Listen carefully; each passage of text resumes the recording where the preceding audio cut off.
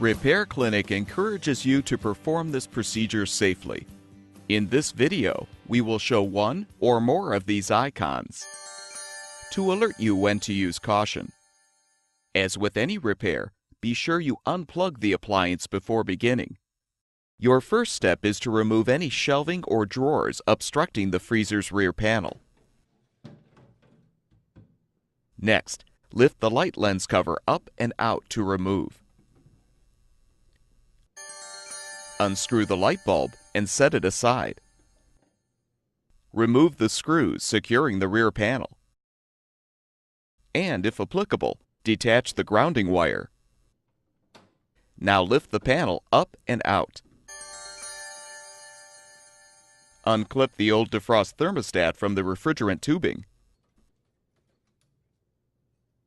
Cut the wires as close to the thermostat as possible.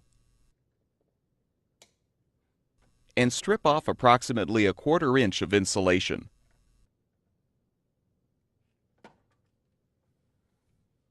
Install the new defrost thermostat by first connecting the respective wires together using wire nuts.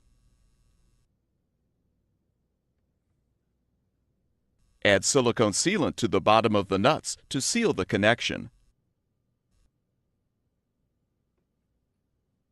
Clip the new thermostat onto the refrigerant tubing. Replace the rear panel.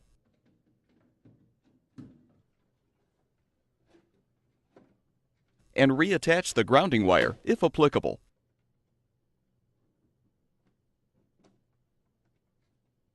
Secure the panel with the screws.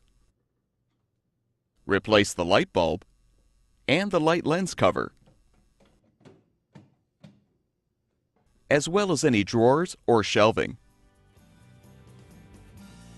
You're now ready to plug the appliance back in to make sure it's functioning properly.